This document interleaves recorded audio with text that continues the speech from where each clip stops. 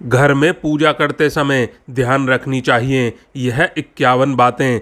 चलिए जानते हैं आज के इस वीडियो के माध्यम से। दोस्तों, हिंदू धर्म में पूजा पाठ को बहुत महत्व दिया गया है और रोज भगवान की पूजा को अनिवार्य बताया गया है। लोग इसका पालन भी करते हैं, लेकिन कई बार देखा गया है कि कुछ लोग हमेशा इस बात की शिकायत करते हैं कि वह पूजा तो कर रहे हैं, लेकिन उन्हें पूजा का फल नहीं मिल पा रहा। दिन रात भगवान के नाम को जपते हैं, लेकिन भगवान उनकी प्रार्थना नहीं सुन रहे। इसके कई कारण हो सकते हैं, लेकिन एक बड़ा कारण पूजा के नियमों में गड़बड़ी होना भी है। लोग जाने अनजाने में भगवान को कुछ ऐसा चढ़ा देते हैं जो उन्हें प्रिय नहीं होता।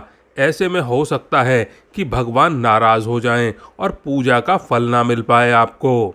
इसीलिए दोस्तों, आज हम आपको बताने जा रहे हैं कि पूजा पाठ करते समय आपको किन बातों का विशेष ख्याल रखना चाहिए। लेकिन दोस्तों, इससे पहले आप भूल जाएं, वीडियो को एक लाइक कर दें और सच्ची श्रद्धा से कमेंट बॉक्स में हर हर महादेव, जय श्री राम ज़रूर लिख दें। नंबर 1, किसी भी भगवान के पूजन में उनका आवाहन मतलब कि आमंत्रित करना, ध्यान करना, आसन देना, स्नान करवाना, धूप दीप जलाना, अक्षत मतलब कि चावल, कुमकुम चंदन पुष्प मतलब कि फूल, प्रसाद आदि अनिवार्य रूप से होना चाहिए। नंबर 2, पूजन में पान का पत्ता भी रखना चाहिए। ध्यान रखें, पान के पत्ते के साथ इलायची, लौंग, गुलकंद आदि भी चढ़ाना चाहिए। पूरा बना हुआ पान चढ़ाएंगे तो श्रेष्ठ रहेगा। नंबर 3, देवी देवताओं को हार, फूल, पत्तियां आदि अर्पित करने से पहले एक बार साफ पानी से अवश्य ही धो लेना चाहिए। नंबर 4, सभी प्रकार की पूजा में चावल विशेष रूप से चढ़ाए जाते हैं। पूजन के लिए ऐसे चावल का उपयोग करना चाहिए जो अखंडित मतलब कि पूरे चावल हों, यानी टूटे हुए ना हों। चावल चढ़ाने से पहले इन्हें हल्दी से पीला करना बहुत शुभ माना गया है। इसके लिए थोड़े से पानी में हल्दी घोल लें और उस घोल में चावल को डुबोकर पीला किया जा सकता है। नंबर 5, पूजा कर्म में इस बात का विशेष ध्यान रखें कि पूजा के बीच में दीपक बुझना नहीं चाहिए। ऐसा होने पर पूजा का पूर्ण फल प्राप्त नहीं हो पाता। नंबर 6, भगवान विष्णु को प्रसन्न करने के लिए पीले रंग का रेशमी कपड़ा चढ़ाना चाहिए। माता दुर्गा, सूर्य देव और श्री गणेश को प्रसन्न करने के लिए लाल रंग का और भगवान शिव को प्रसन्न करने के लिए सफ़ेद वस्त्र अर्पित करने चाहिए। नंबर 7, किसी भी प्रकार के पूजन में कुल देवता, कुल देवी, घर के वास्तु देवता, ग्राम देवता आदि का ध्यान करना भी आवश्यक होता है। इन सभी का पूजन भी करना चाहिए। नंबर 8, पूजन में हम जिस आसन पर बैठते हैं उसे पैरों से इधर उधर खिसकाना नहीं चाहिए। आसन को हाथों से ही खिसकाना चाहिए, पैर नहीं लगाना चाहिए। नंबर 9, यदि आप प्रतिदिन घी का एक दीपक भी घर में जलाते हैं तो घर के कई वास्तु दोष दूर हो जाते हैं। नंबर 10, सूर्य, गणेश, दुर्गा, शिव और विष्णु यह पंचदेव हैं। इनकी पूजा सभी कार्यों में अनिवार्य रूप से की जाती है। प्रतिदिन पूजन करते समय इन पंचदेव का ध्यान करना चाहिए। इससे माता लक्ष्मी की कृपा और घर में सुख समृद्धि बनी रहती है। नंबर 11, तुलसी के पत्तों को 11 दिनों तक बासी नहीं माना जाता है। इसकी पत्तियों पर हर रोज जल छिड़क कर उन्हें भगवान को अर्पित किया जा सकता है। नंबर 12, दीपक हमेशा भगवान की प्रतिमा के ठीक सामने लगाना चाहिए। कभी कभी लोग भगवान की प्रतिमा के सामने दीपक ना लगाकर इधर उधर लगा देते हैं, जबकि यह सही नहीं माना जाता। नंबर 13, घी के दीपक के लिए सफ़ेद रुई की बत्ती उपयोग करनी चाहिए, जबकि तेल के दीपक के लिए लाल धागे की बत्ती श्रेष्ठ मानी गई है। 14, पूजन में कभी भी खंडित दीपक नहीं जलाना चाहिए। धार्मिक कार्यों में खंडित सामग्री शुभ नहीं मानी जाती है। नंबर 15, शिवजी को बिलपत्र अवश्य चढ़ाएं और किसी भी पूजा में मनोकामना की सफलता के लिए अपनी इच्छा के अनुसार भगवान को दक्षिणा अवश्य चढ़ानी चाहिए, दान करना चाहिए। दक्षिणा अर्पित करते समय अपने दोषों को छोड़ने का संकल्प लेना चाहिए। दोषों को जल्दी से जल्दी छोड़ने पर आपकी मनोकामना अवश्य पूर्ण होती है। नंबर 16, भगवान सूर्य की 7, श्री गणेश की 3, विष्णु जी की 4 और शिव जी की आधी परिक्रमा करनी चाहिए। नंबर 17, घर में या मंदिर में जब भी कोई विशेष पूजा करें तो अपने इष्ट देव के साथ स्वास्तिक, कलश, नवग्रह देवता, पंच लोकपाल का पूजन भी अनिवार्य रूप से किया जाना चाहिए और इन सभी की पूरी जानकारी किसी ब्राह्मण पंडित से प्राप्त की जा सकती है। विशेष पूजन पंडित की मदद से ही करवाने चाहिए ताकि पूजा विधिवत हो सके। 18, घर में पूजन स्थल के ऊपर कोई कबाड़ या फिर भारी चीज़ बिल्कुल भी ना रखें। 19, भगवान शिव को हल्दी नहीं चढ़ानी चाहिए और ना ही शंख से जल चढ़ाना चाहिए। नंबर 20, पूजन स्थल पर पवित्रता का ध्यान रखें। चप्पल पहनकर कोई मंदिर तक नहीं जाना चाहिए और चमड़े का बेल्ट या फिर पर्स अपने पास रखकर पूजा ना करें और पूजन स्थल पर कचरा इत्यादि जमा ना होने दें। 21, मंदिर में लगे सूखे फूल और हार हटा देने चाहिए। नंबर 22, हमेशा भगवान श्री गणेश की आराधना से पूजा प्रारंभ करें। श्री गणेश को तुलसी चढ़ाने से बचें।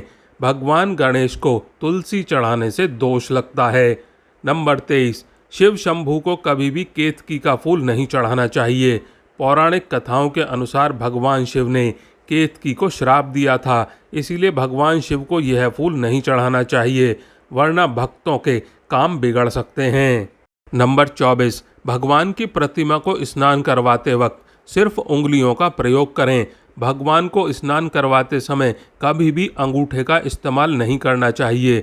ऐसा करने से भगवान अप्रसन्न होते हैं और घर में विपत्ति आती है।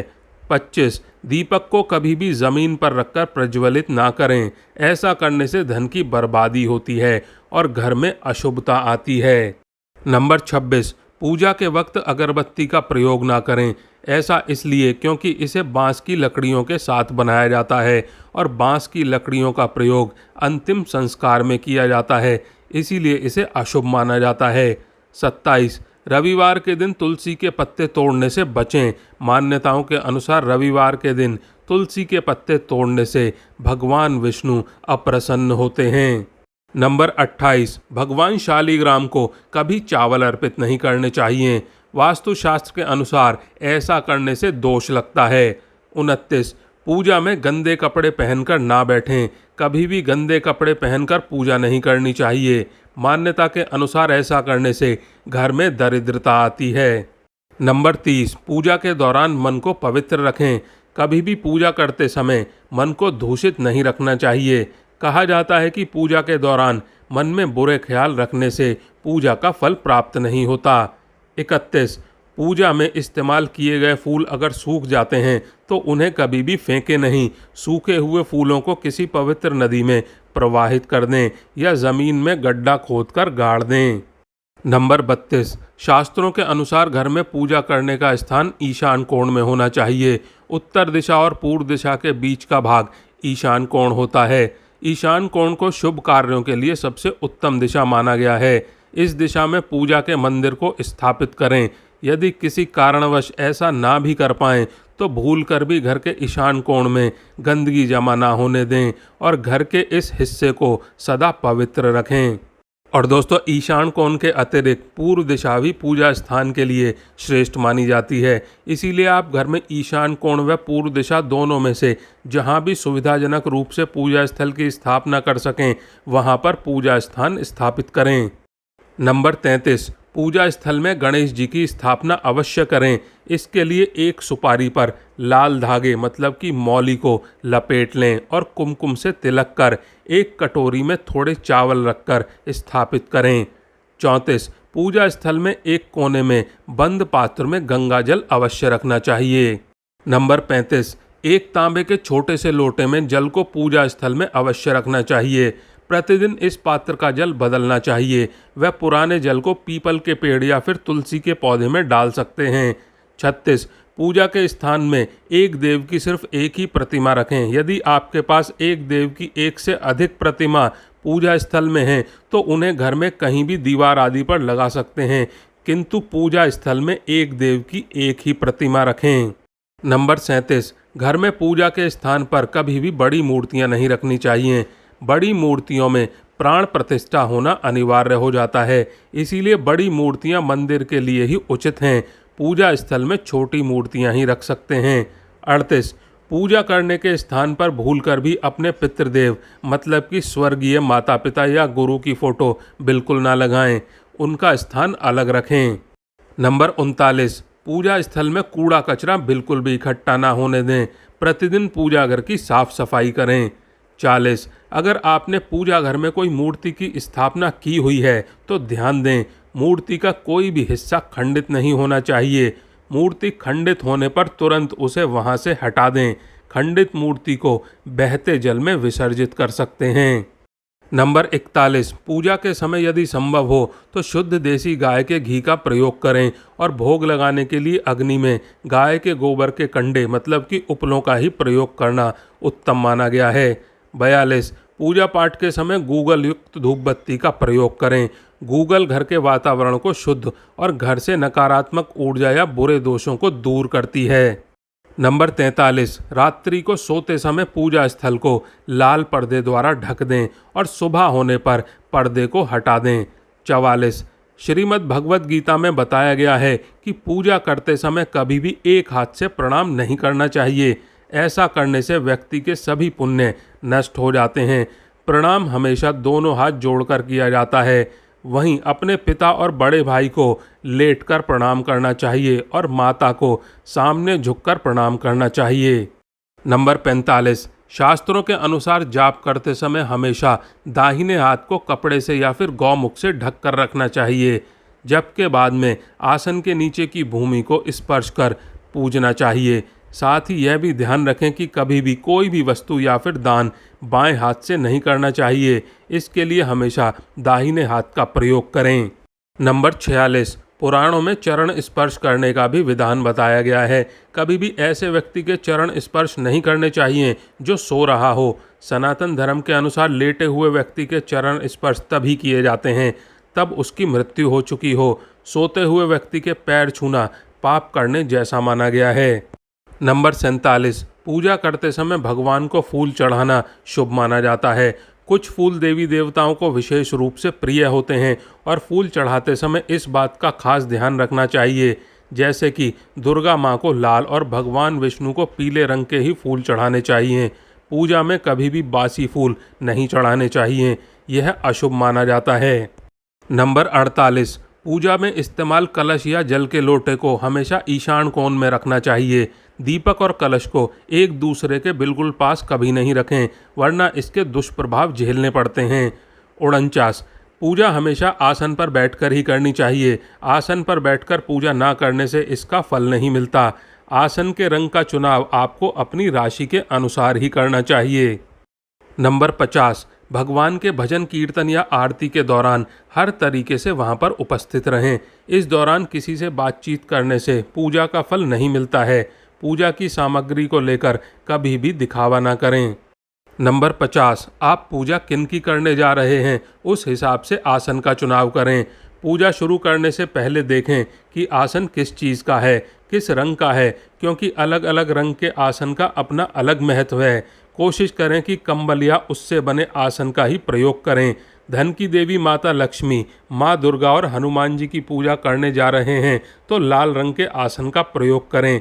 अगर मंत्र सिद्धि की पूजा करनी है तो कुश से बने हुए आसन को श्रेष्ठ माना जाता है। नंबर 51, भगवान गणेश को तुलसी, भगवान विष्णु को चावल और सूर्य देव को बेलपत्र भूलकर भी न चढ़ाएं। बेलपत्र महादेव को प्रिय है, इसीलिए हमेशा भगवान शंकर को बेलपत्र चढ़ाएं। वहीं गणेश जी को हरी ध्रुवा, सूर्य भगवान को कनेर का फूल, माता दुर्गा को लाल फूल और विष्णु जी को तुलसी चढ़ाएं। कई लोगों की आदत होती है कि पूजा के बाद में मूर्ति पर चढ़े सिंदूर को अपने माथे पर लगा लेते हैं, लेकिन ऐसा भूल कर भी ना करें। और दोस्तों, कभी भी दीपक से दीपक ना जलाएं। पूजा करने के बाद में भगवान से भूल चूक के लिए माफ़ी ज़रूर मांगें। और दोस्तों, आज के लिए बस इतना ही। वीडियो अगर आपने लाइक नहीं किया है तो वीडियो को लाइक कर दें, चैनल को सब्सक्राइब कर दें और कमेंट बॉक्स में हर हर महादेव जय श्री राम ज़रूर लिख दें। धन्यवाद।